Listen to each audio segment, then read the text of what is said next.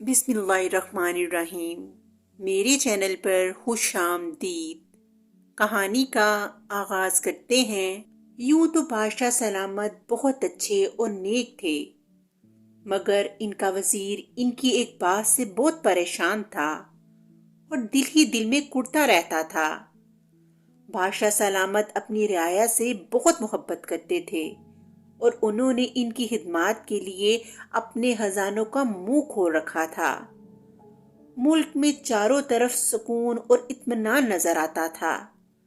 सब लोग इंतहाई खुशो खरम जिंदगी बसर कर रहे थे, मगर वजीर को जिस बात की परेशानी थी वो ये थी कि बादशाह सलामत दूसरों के मुंह से अपनी तारीफ सुनकर बहुत खुश होते थे और तारीफ करने वाले पर इनामात की बारिश कर देते थे। इनके दरबार के चंद जुर्ब जुबान और खुशामदी लोगों ने बादशाह सलामत की यह कमजोरी भांप ली थी और इस कमजोरी का अक्सर व बेशतर फायदा उठाते रहते थे। इनकी झूठी झूठी तारीफें करते और इनामात लेकर घर चले जाते। बादशाह सलामत जब दरबार में तशरीफ लाते और लोगों के मसले मसाइल सुनते तो इनकी कोशिश यही होती कि जल्द से जल्द इन मामलात को निपटा दिया जाए, ताकि इसके बाद शेर व शायरी और कसीदा गोई का दौर चले और दरबारी इनकी तारीफों का पुल बांधे। इन तारीफों से बादशाह सलामत को एक अजीब सी खुशी का एहसास होता था। बादशाह सलामत की शान में कसीदे पढ़ने वाले नेक नियत से बादशाह सलामत की तारीफ नहीं करते थे। इनका मकसद तो महज कीमती इनामात का हसूल होता था। वफादार वजीर ने एक रोज अपनी ये परेशानी मलका के सामने रखी। मलका खुद बादशाह सलामत की इस बात से तंग थी। वो सोचती थी कि झूठी तारीफों पर अगर वो इसी तरह हीरे जवाहरात और अशरफियां लुटाते रहे तो एक रोज सारा खजाना खाली हो जाएगा। इसने वजीर से कहा, इस सिलसिले में मुझे तो आप पर ही भरोसा है। आप बादशाह सलामत के वफादार साथियों में से हैं। मुझे उम्मीद है आप जरूर कोई ना कोई हल निकालने में कामयाब हो जाएंगे। मलका आलिया, मैं अपनी पूरी कोशिश करूंगा कि इस मसले का कोई हल निकाल सकूं। इसके लिए मुझे सबसे पहले ये पता चलाना होगा कि वो कौन सी वजूहात हैं जिनकी बिना पर बादशाह सलामत खुशाम पसंद हो गए हैं। उन्हें क्यों अपनी तारीफ सुनना बहुत अच्छा लगता है। जब मेरी इनसे शादी हुई थी तो वो तब भी ऐसे ही थे। बात बात पर अपने गले से कीमती मोतियों के हार उतार कर लोगों को इनाम में दे दिया करते थे।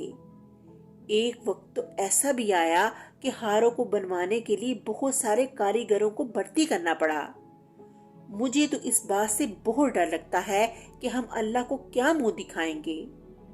खजाने का पैसा अवाम की इमानत होता है। इस तरह तो हम इमानत में खयानत के मुर्तकिब हो रहे हैं। मैंने सोचा है कि मैं बादशाह सलामत की वालदा से मिलूं और इनको कुरेदूं कि बादशाह सलामत की शख्सियत की इस हामी का सबब क्या है। वजीर ने कहा और ऐन इसी वक्त बादशाह सलामत की माँ कमरे में दाखिल हुई। वो काफी बूढ़ी हो चुकी थी और लाठी टेक टेक कर चलती थी।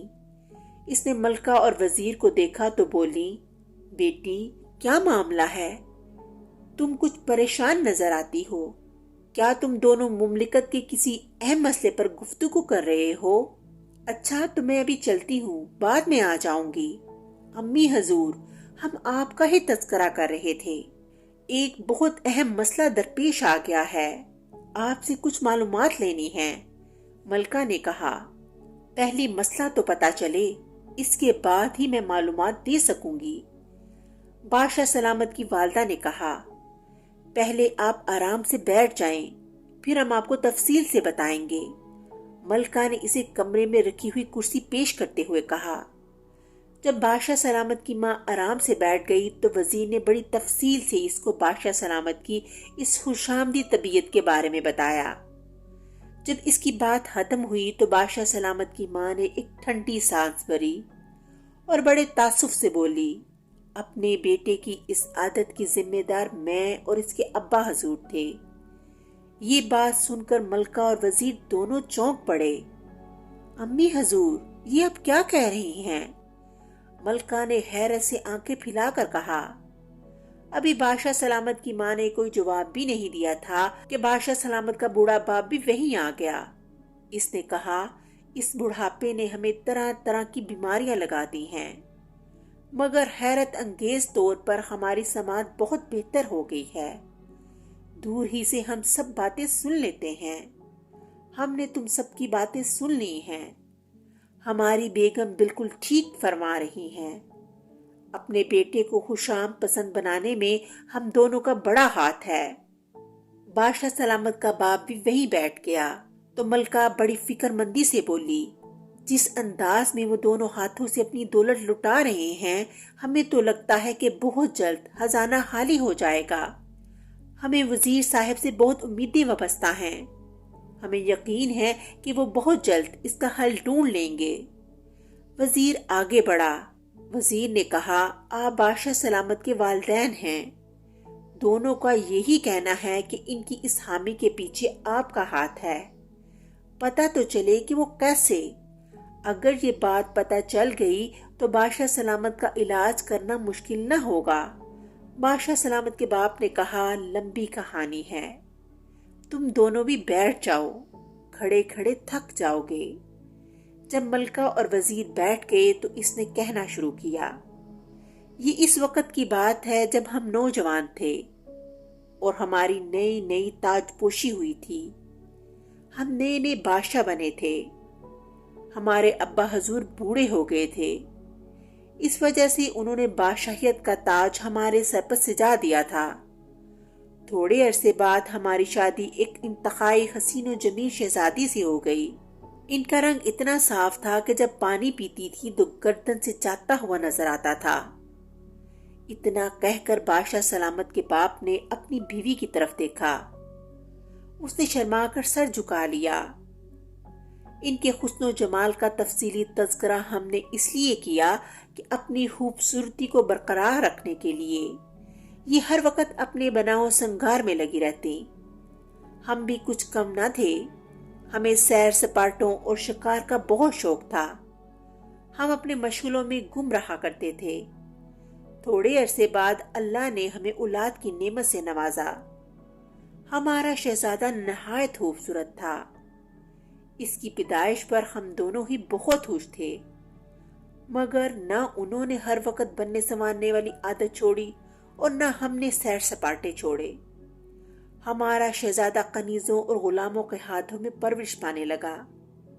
وہ تھوڑا بڑا ہوا تو اس کا دل چاہتا تھا کہ ہمارے ساتھ بیٹھے، اپنی اچھی اچھی باتیں ہمیں بتائے اور ہم اس کو شاباش دیں اور اس کی تعریف کریں، مگر ہم دونوں نادان بنے اپنی اپنی پسند کی مصروفیات میں گم تھے۔ ہمیں اپنی بے وقوفی کی وجہ سے اپنے چھوٹے سے شہزادے کے احساسات کا خیال نہ رہا۔ اس محرومی کا فائدہ ان کنیزوں نے اور غلاموں نے اٹھایا جن کے ذمے ان کی دیکھ بھال کرنا تھی۔ وہ اس کی ہر بات پر بہت تعریف کرتے۔ اس سے وہ خوش ہو کر اپنے کھلونے، مٹھائیاں اور بسکٹ وغیرہ اور دوسری چیزیں انہیں دے دیتا۔ وہ اس کی کمزوریاں بھانپ گئے تھے۔ وہ اس کی جھوٹی تعریفیں کرتے اور اس سے فائدہ اٹھاتے۔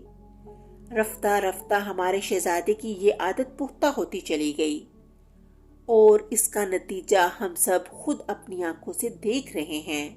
یہ کہہ کر بادشاہ سلامت کا بوڑھا باپ ایک ٹھنڈی آہ بھر کر خاموش ہو گیا۔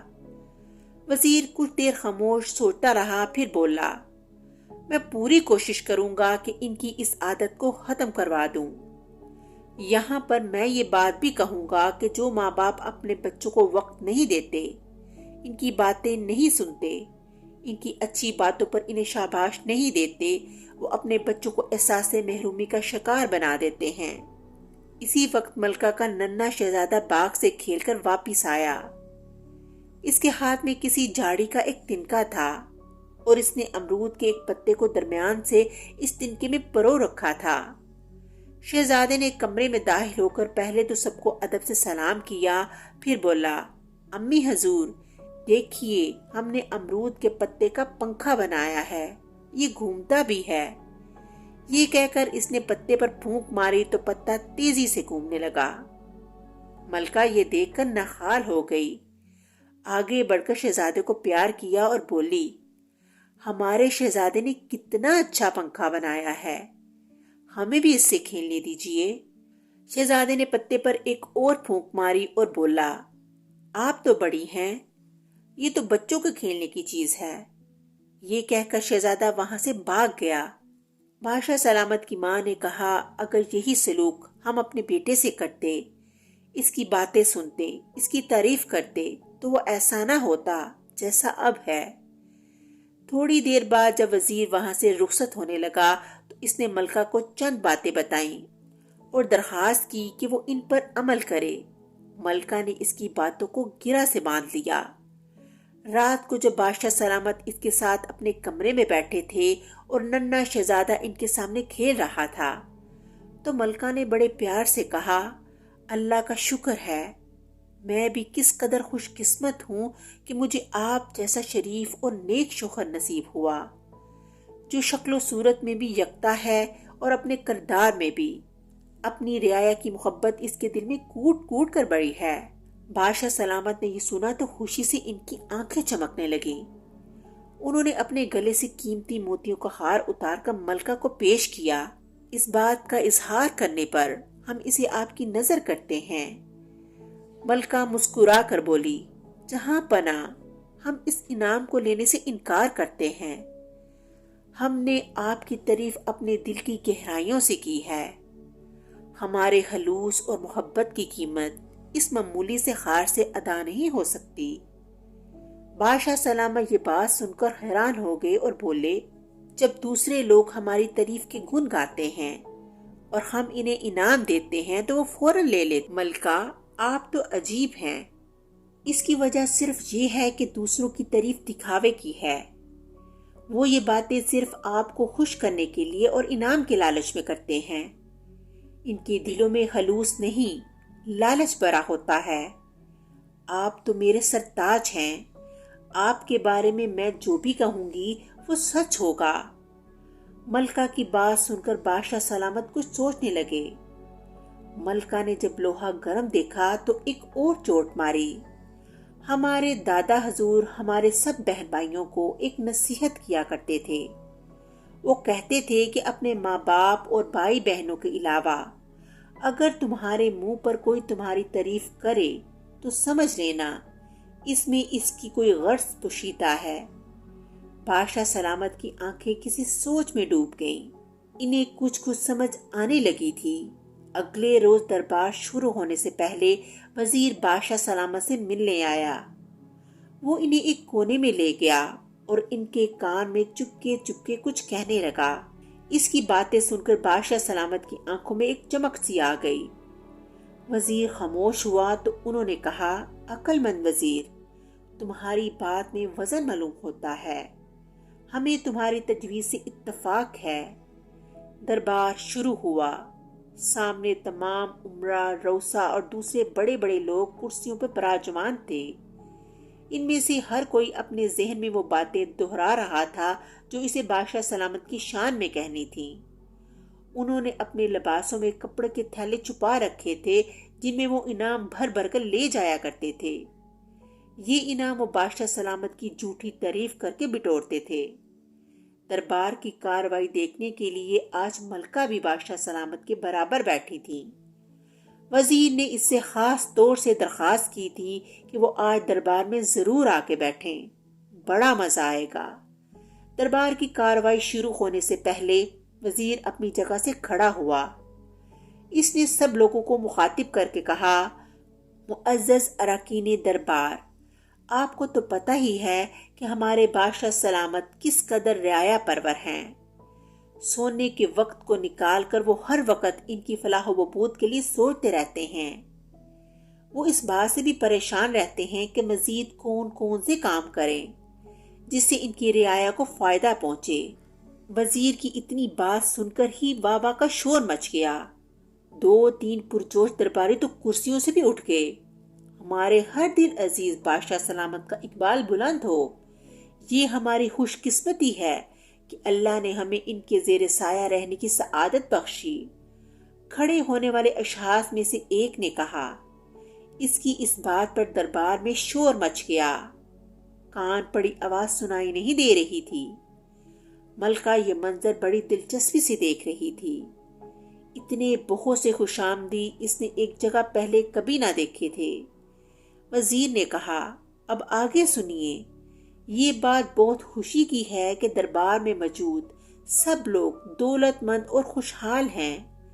بادشاہ سلامت نے فیصلہ کیا ہے کہ آئندہ جو بھی ان کی شان میں قصیدے پڑھے گا، نظم یا غزل سنائے گا یا نثر، اس کے ساتھ اسے 100 اشرفیاں بھی دینا پڑیں گی۔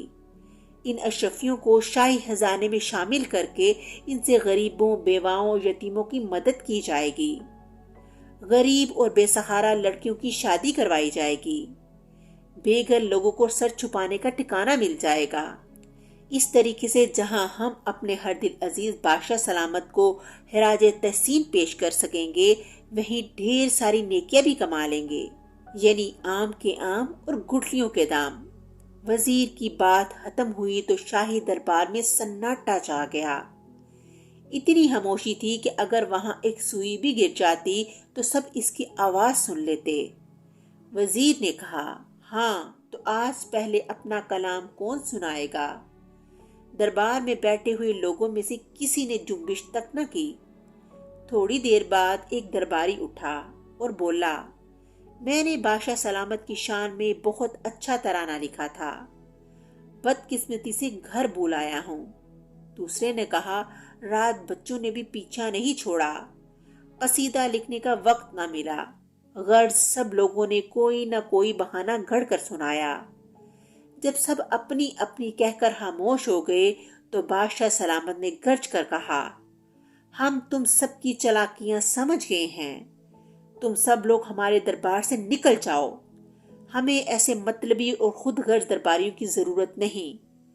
بادشاہ سلامت کو بے وقوف بنا کر فائدہ اٹھانے والے تمام درباری بہت شرمندہ ہوئے اور دربار سے اٹھ کر چلے گئے۔ اس روز کے بعد بادشاہ سلامت نے اپنی اس عادت سے چھٹکارا پا لیا اور حکومت کے دوسرے کاموں میں مشغول ہو گئے۔ وہ روز دربار لگاتے تھے اور لوگوں کی شکایتیں سن کر ان کا ازالہ کرتے تھے۔ ان کی اس تبدیلی سے ملکہ اور وزیر بہت خوش تھے، اس لیے کہ بادشاہ سلامت کو اپنی غلطی کا احساس ہو گیا تھا، جس کی وجہ سے ان کو مطلب پرست اور خوشامدیوں سے نجات مل گئی تھی۔ ملکہ کے دل میں وزیر کی عزت اور بھی بڑھ گئی۔ وہ اس کی احسان مند تھی کیونکہ اس کی عقل مندی کی وجہ سے بادشاہ سلامت راہ راست پر آ گئے تھے۔ اس طرح کہانی کا اختتام ہو گیا۔ اگلی کہانی کے ساتھ پھر ملیں گے، تب تک کے لیے اللہ حافظ۔